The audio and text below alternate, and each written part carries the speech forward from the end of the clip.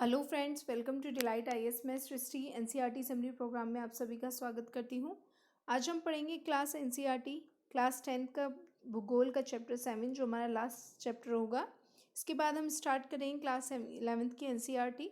तो आज का हमारा चैप्टर है राष्ट्रीय अर्थव्यवस्था की जीवन रेखाएं। इसके बारे में हम देख लेते हैं। राष्ट्रीय अर्थव्यवस्था की जीवन रेखाएं से मतलब है कि हमारी जो राष्ट्रीय की अर्थव्यवस्था है उसको जीवन कौन कौन प्रदान करता है। तो उसमें परिवहन का भी बहुत बड़ा महत्व है। परिवहन हमारी अर्थव्यवस्था को बहुत जीवन देता है। तो इसके बारे में देख लेते हैं। परिवहन के साधन के बारे में बात करें, एक छोटा सा डायग्राम आपके सामने होगा जहाँ पे आपको परिवहन के साधन स्थल, जल, वायु देखने को मिले होंगे। स्थल में सड़क परिवहन, रेल परिवहन, पाइपलाइन। वहीं जल में आंतरिक जल परिवहन, समुद्री परिवहन। और वायु परिवहन में देखेंगे घरेलू विमान सेवाएं, अंतर्राष्ट्रीय विमान सेवाएं। ठीक है, इस प्रकार से हम पढ़ेंगे। तो बात करें परिवहन के बारे में, तो स्थल परिवहन के बारे में हम बात करते हैं। ठीक है, स्थल परिवहन भारत विश्व के सर्वाधिक स्थल जाल वाले देशों में से एक है। यह सड़क लगभग यहाँ पे जो सड़क है वो लगभग 23 लाख किलोमीटर है। और भारत में सड़क परिवहन रेल परिवहन से पहले प्रारंभ हुआ है। निर्माण तथा व्यवस्था में सड़क परिवहन रेल परिवहन की अपेक्षा अधिक सुविधाजनक देखा जाता है।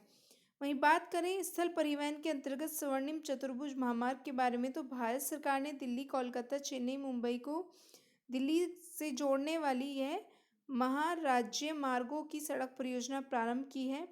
यहाँ पे यदि दिल्ली है तो कोलकाता, ठीक है, उसके बाद चेन्नई और ये मुंबई, इस तरीके से स्वर्णिम चतुर्भुज महामार्ग योजना है। प्रथम उत्तर दक्षिण गलियारा जो कि जम्मू श्रीनगर को कन्याकुमारी से जोड़ता है, तथा द्वितीय पूर्व पश्चिम गलियारा जो सिलचर असम तथा पोरबंदर गुजरात को जोड़ता है। तो कुछ इस प्रकार से सड़क परियोजनाएं बनाई गई हैं। आगे देखिए, राष्ट्रीय राजमार्ग के बारे में बात करें तो राष्ट्रीय राजमार्ग देश के दूरस्थ भागों को जोड़ते हैं। यह प्रथम प्राथमिक सड़क तंत्र है जिनका निर्माण व रखरखाव केंद्रीय लोक निर्माण विभाग के अंतर्गत आता है। ठीक है, अन्य प्रमुख राष्ट्रीय राजमार्ग उत्तर से दक्षिण तथा पूर्व से पश्चिम दिशा में फैले हैं।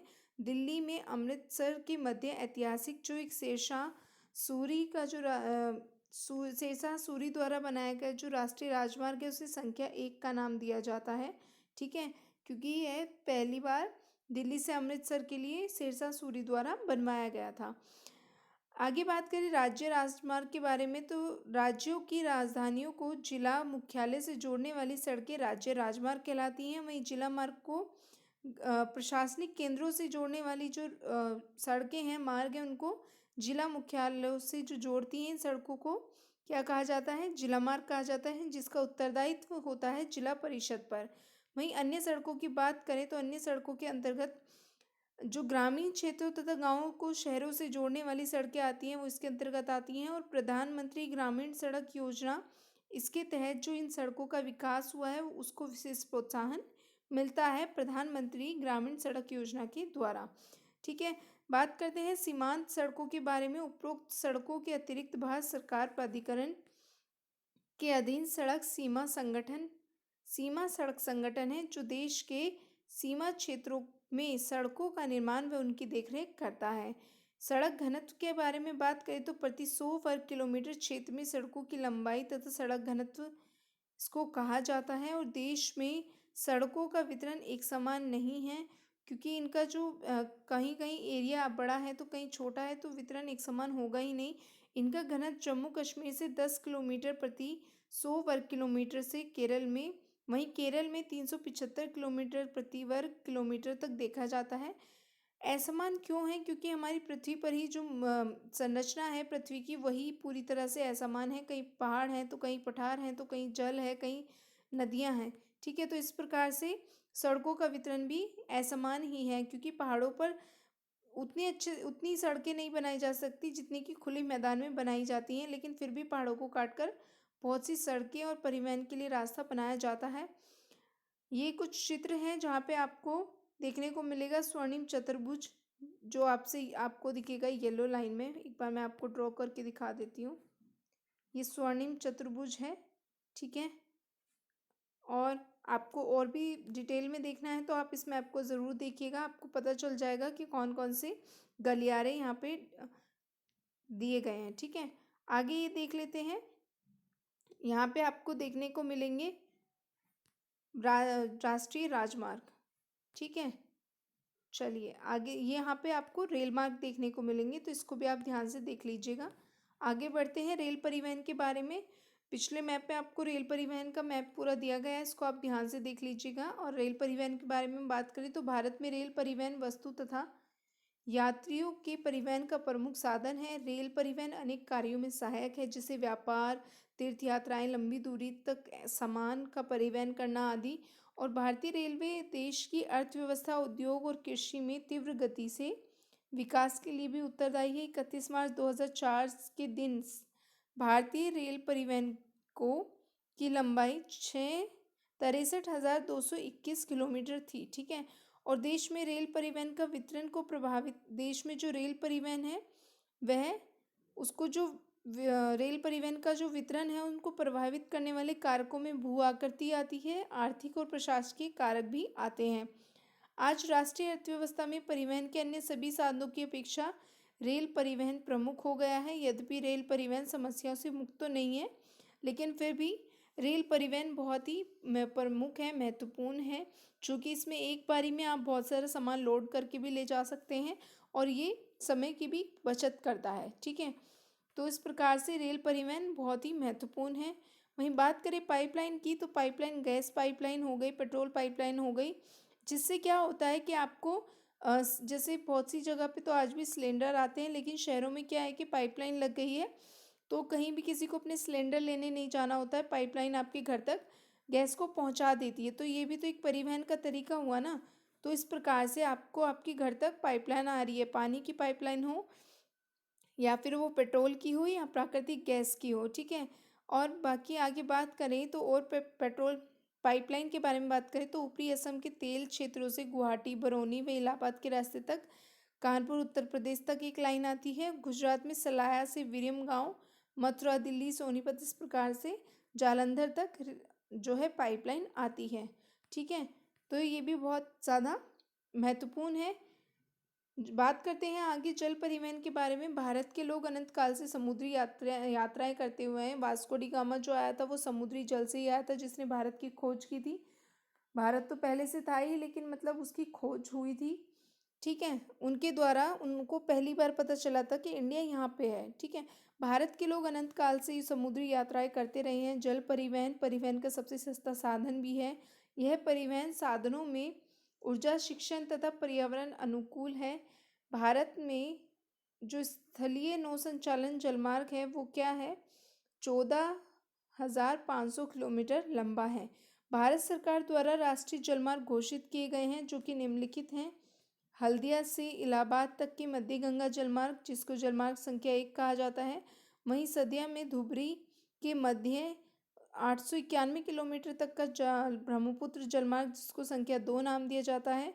और केरल में पश्चिम तटीय नहर कोट्टापुरम से कोम्मान तक उद्योग मंडल तथा चंपकारण्य 250 किलोमीटर, जिसको जलमार्ग संख्या 3 कहा जाता है। इस प्रकार से जलमार्गों को बांटा गया है।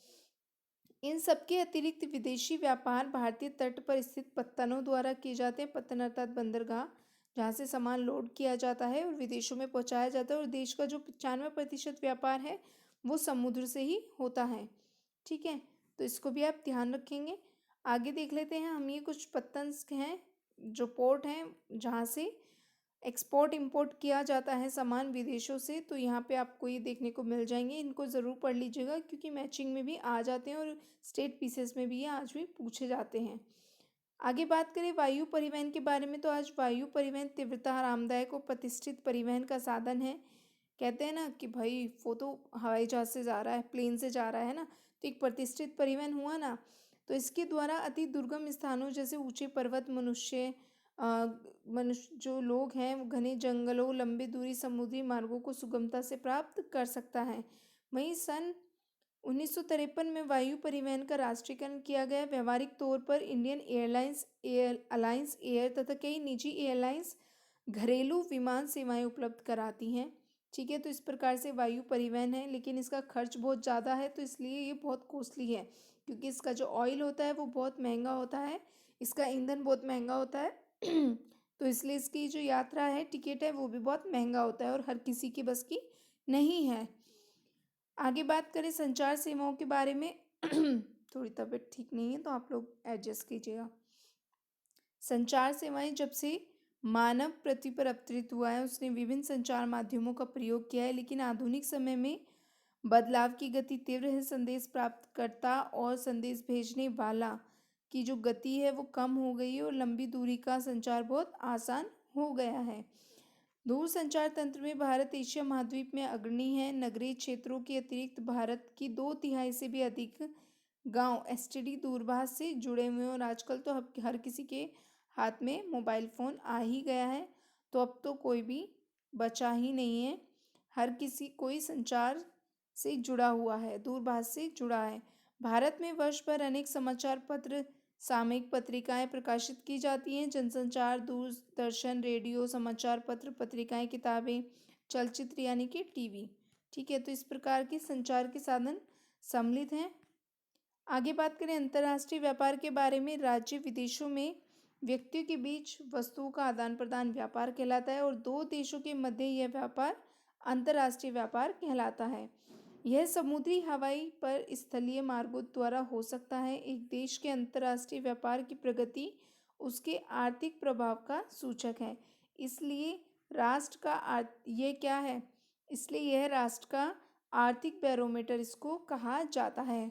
ठीक है, अंतर्राष्ट्रीय व्यापार को सभी देश अंतर्राष्ट्रीय व्यापार पर निर्भर होते हैं, क्योंकि संसाधनों की उपलब्धता क्षेत्रीय है, अर्थात इनका जो वितरण है वह समान है। अर्थात यदि किसी राज्य में आपको कोई इस्पात मिल रहा है, जैसे झारखंड हो गया, उड़ीसा हो गया, तो क्या है कि उत्तर प्रदेश में तो वो आपको नहीं मिल रहा है ना, और वो यहीं पे अगर खर्च हो रहा है उड़ीसा में, तो उत्तर प्रदेश से कहाँ से आएगा, तो कहीं और से इम्पोर्ट करेंगे हम। ठीक है, आयात करेंगे। तो इस प्रकार से क्या होता है कि देश में जिस प्रकार से असमान वितरण है भौगोलिक संसाधनों का, उसी प्रकार से आयात और निर्यात व्यापार के घटक ज़रूरी हैं। ठीक है, असमान है तो आयात निर्यात के जो व्यापार के घटक हैं वो ज़रूरी हैं देश की अर्थव्यवस्था को चलाने के लिए। विश्व के सभी भौगोलिक प्रदेशों तथा सभी व्यापारी खंडों के साथ भारत के व्यापारिक संबंध हैं। भारत में आयातित वस्तुओं में पेट्रोलियम तथा पेट्रोलियम उत्पाद, मोती, बहुमूल्य रत्न, अकार्बनिक रसायन और कोयला तथा गोला मशीनरी आदि शामिल हैं जो हम आयात करते हैं। बात करें पर्यटन की, पर्यटन एक व्यापार के रूप में, तो पिछले 3 दशकों में भारत में पर्यटन उद्योग में बहुत वृद्धि हुई है और प्रत्येक वर्ष भारत में 26 लाख से अधिक विदेशी पर्यटक आते हैं।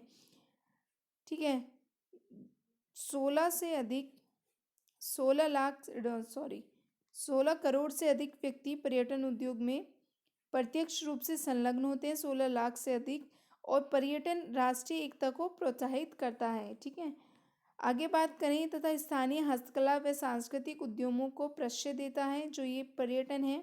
अर्थात क्या होता है, आपने देखा भी होगा, आप यदि किसी पर्यटन पे गए हों या घूमने कहीं गए हों, किसी साइट पे गए हों, तो वहाँ पे लोग अपनी देश की चीज़ें बेच रहे होते हैं। जैसे एफिल टावर पे यदि आप घूमने गए हैं तो वहाँ पे एफिल टावर के आपको टॉयज़ मिलेंगे। ठीक है, छोटे छोटे, ताजमहल है तो छोटा सा ताजमहल आपको देखने को मिलेगा।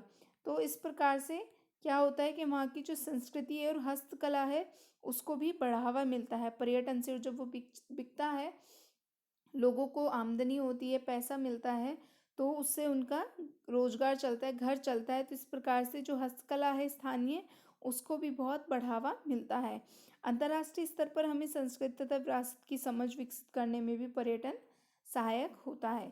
ठीक है, तो चलिए ये थी हमारी आज की वीडियो, आज की क्लास। थैंक्स फॉर वॉचिंग, और आप हमारा टेलीग्राम ज्वाइन करें डिलाइट IAS, जहाँ पे आपको इस क्लास की PDF और डेली क्विज भी देखने को मिलेगा, जो आपकी प्रीलिम्स 2023 की तैयारी को बूस्ट करने और आपके कॉन्फिडेंस को बढ़ाने में मदद करेगा। चलिए, थैंक यू।